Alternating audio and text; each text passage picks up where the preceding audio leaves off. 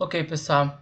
Então, a gente vai dar continuidade. No segundo momento, a gente vai tratar sobre o quê? Sobre os regimes tributários. A gente falou sobre o livro Caixa para o produtor rural pessoa física e falamos também sobre a contribuição previdenciária para ele.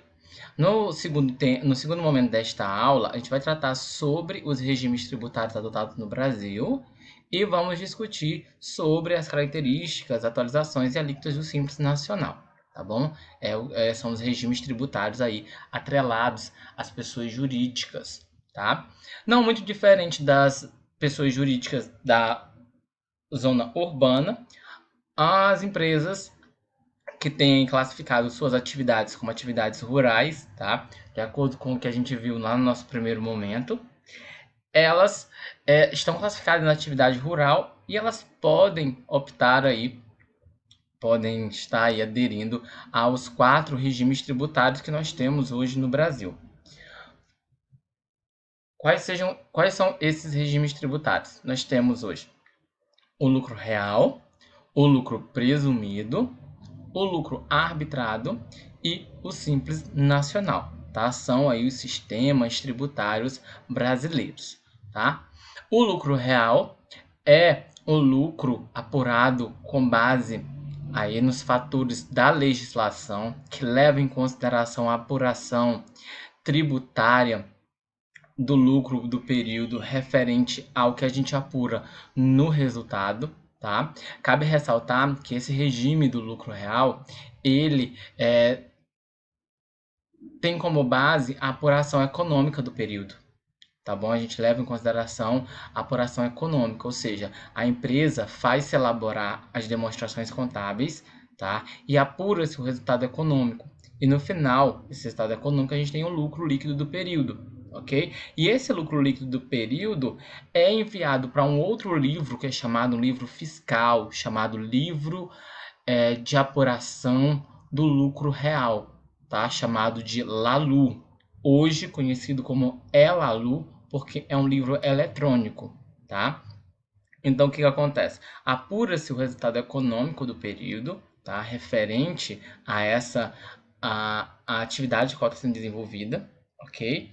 Faz-se os ajustes lançando lá nesse livro fiscal, o ELALU, apura-se o lucro líquido ajustado do período e aplica-se as alíquotas referente ao imposto de renda pessoa jurídica e a contribuição social do lucro líquido, tá bom? O lucro real tem várias características peculiares, tá? Com relação à arrecadação tributária.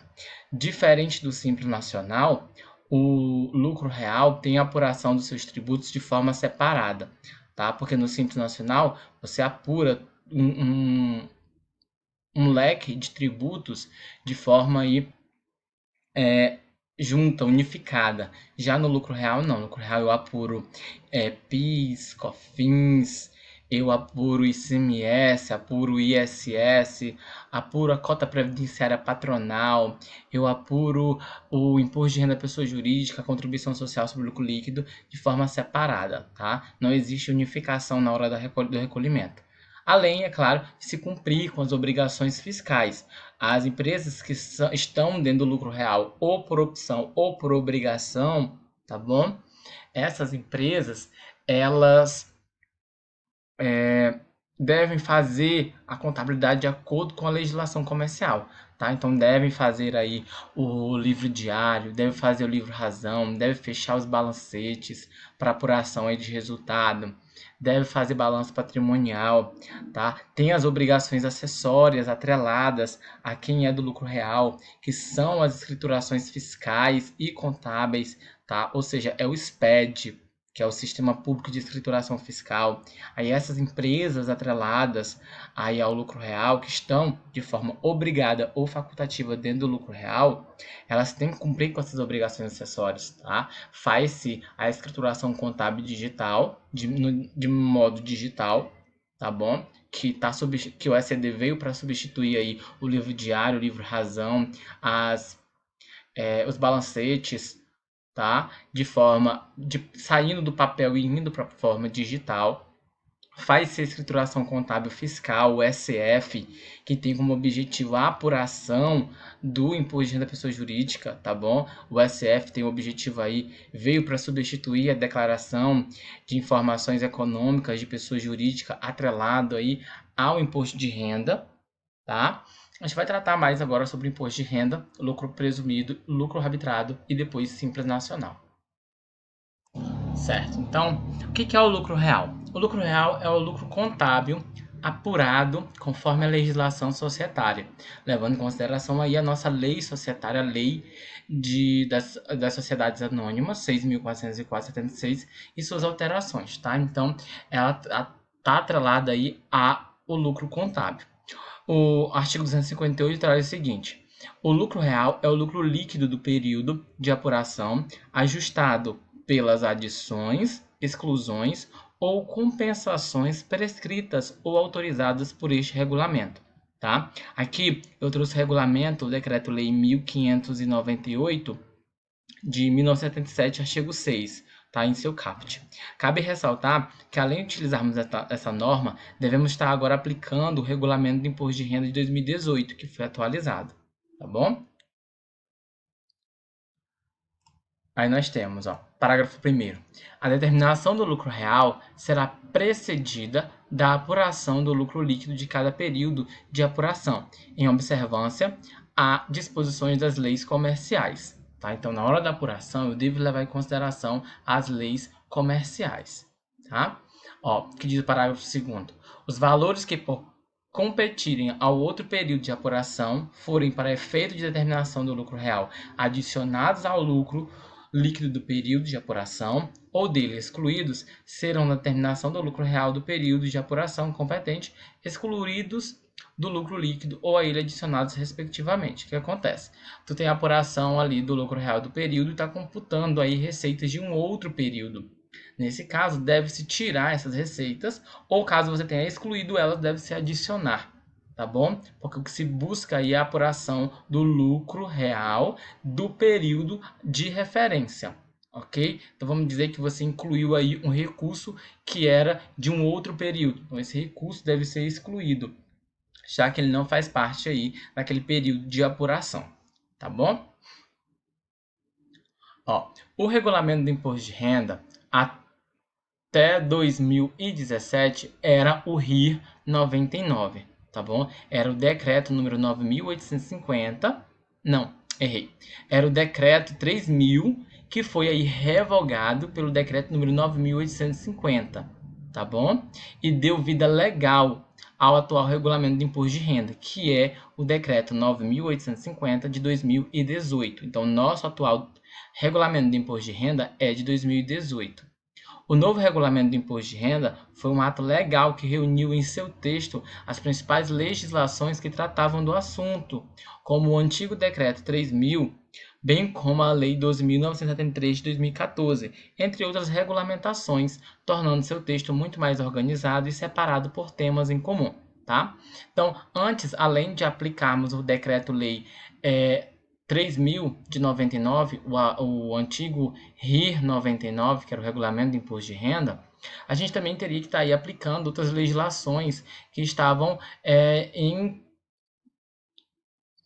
em consonância com as regras de imposto de renda. Tá? Por exemplo, legislações que tratavam sobre arrendamento mercantil. Então, a gente tinha várias atualizações, várias legislações que impactavam aí na base de cálculo do imposto de renda.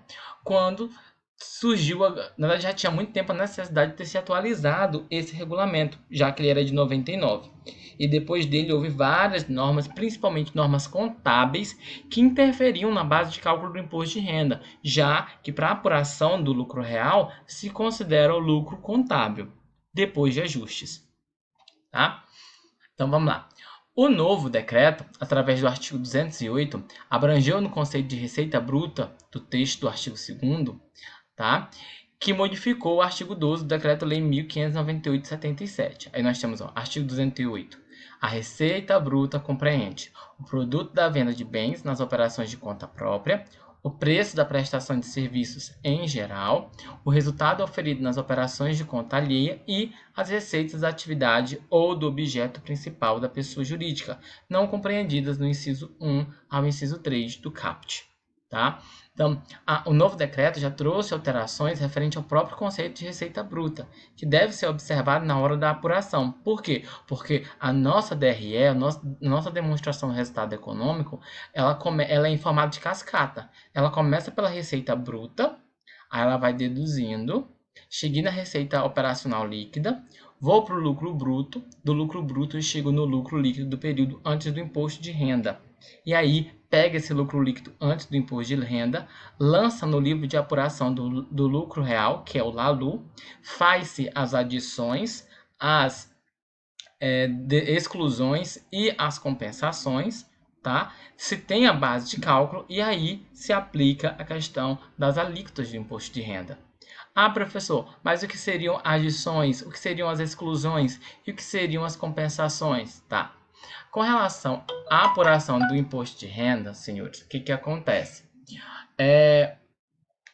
Eu tenho o lucro líquido do período antes do imposto de renda. Só que esse lucro líquido, ele é o mesmo lucro contábil, tá? E para a questão de imposto de renda, algumas receitas e algumas despesas não deveriam ser computadas. Por exemplo, o ganho em decorrência de avaliação positiva patrimonial, tá?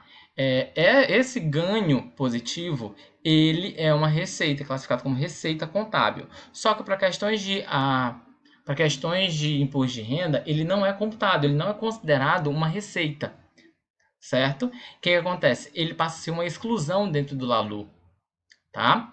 Ou um exemplo de despesa, despesas decorrentes de multa, despesas decorrentes de brindes que o empresário concede aos seus clientes. Essas despesas não são computadas para critérios de imposto de renda, mas constam como despesas contábeis. Aí o que acontece? Esse valor em decorrência de multas e em decorrência multas atreladas a impostos que não estão dentro da atividade operacional, tá? Por exemplo, multa de trânsito. Multa de trânsito não é da atividade operacional. Logo, essa multa de trânsito, para questões de apuração do lucro líquido para cálculo do imposto de renda da pessoa jurídica, ele é desclassificado. Então, entra como uma exclusão, tá? E as compensações são, no caso, a autorização legal, que permite diminuir a base de cálculo para a aplicação da alíquota de 15% do imposto de renda da pessoa jurídica. Como, por exemplo, na hora da apuração do lucro real, eu posso compensar até 30% do prejuízo do exercício anterior, certo? Eu posso compensar até 30% do valor do prejuízo do exercício anterior dentro da minha base de cálculo. Nesse caso, ao poder fazer isso, eu diminuo minha base de cálculo antes de calcular o imposto de renda. E essa permissão é considerada ali uma das diminuições da base de cálculo do imposto de renda da pessoa jurídica. A receita líquida. Olha, veja que a própria legislação está dando, dentro do nosso atual regulamento de imposto de renda, o conceito do que seria receita bruta. Depois vem o conceito de receita líquida. O que seria a receita líquida? A receita líquida será a receita bruta diminuída de devoluções e vendas canceladas, descontos concedidos incondicionalmente, isso é importante. Se for um desconto concedido condicionalmente, não entra. Tributos sobre ela incidentes e valores decorrentes do ajuste a valor presente, de que trata o inciso 8.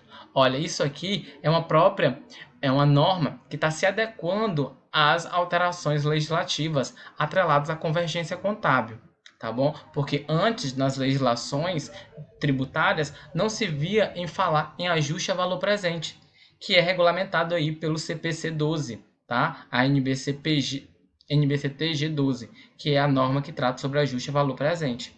Antes não se falava, e atualmente a própria legislação fiscal está atribuindo essas regras contábeis na hora da apuração do lucro líquido do período, para a apuração do imposto de renda.